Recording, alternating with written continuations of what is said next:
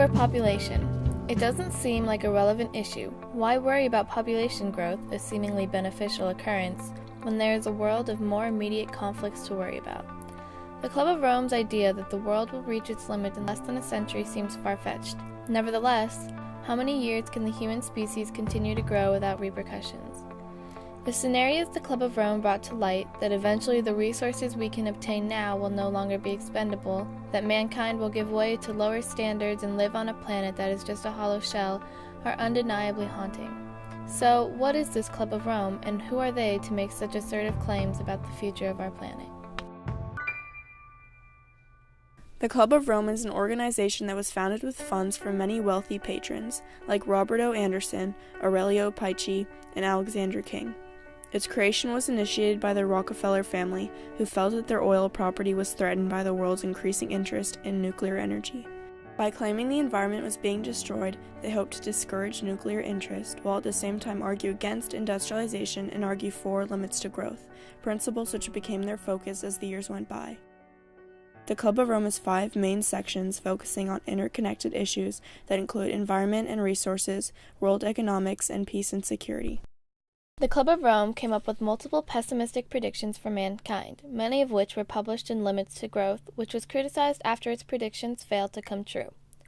They predicted that the world would eventually exhaust its water resources, and they believed there would be an increase in consumerism as more countries tried to be like the United States. They also predicted the world would see a growing number of slum dwellers as urban areas grew, as well as economic stagnation and global warming.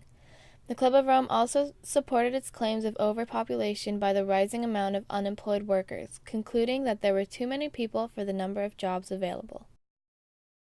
The Club of Rome's main goals today center around controlling population growth and thus protecting the environment.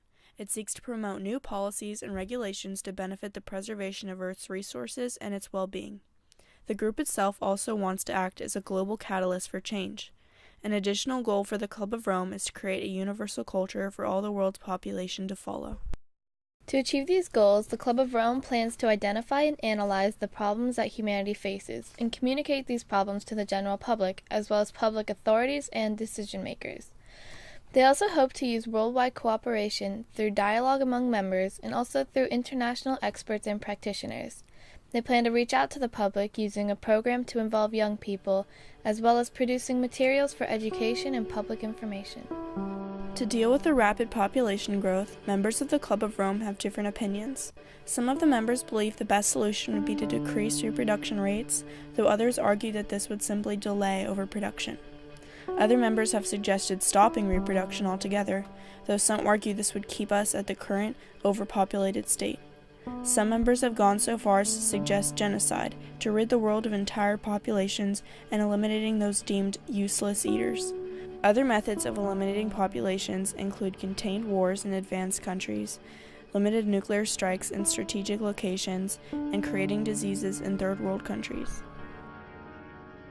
Despite the good intentions of the Club of Rome, their methods for solving the slightly dramatized crisis of overpopulation reveal that there is no global solution.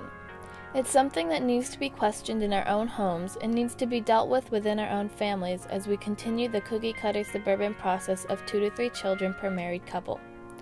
Although the Club of Rome's perception of the problem is more complicated than that, involving urban migration, nuclear energy, oil reserves, industrialization, and global warming, it all comes down to the availability of food versus the exponential growth of human populations.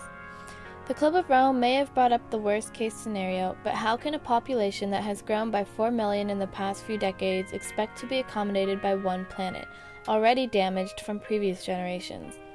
Humans have grown so used to their advancements in the modern world that they have forgotten that our planet has limits. The Club of Rome is an organization that claims to promote peace and security, so how can they control the population without disturbing that peace? Although it is disconcerting, the truth of the matter is that the solution lies in the individual. Though humans can hope that overpopulation is only a myth, it is real, and all of us must take responsibility to manage our population, starting with our own families. By acknowledging the issue, we can take the first step in confronting it, thus ensuring that our planet will continue to provide the necessary resources for our survival in the centuries to come.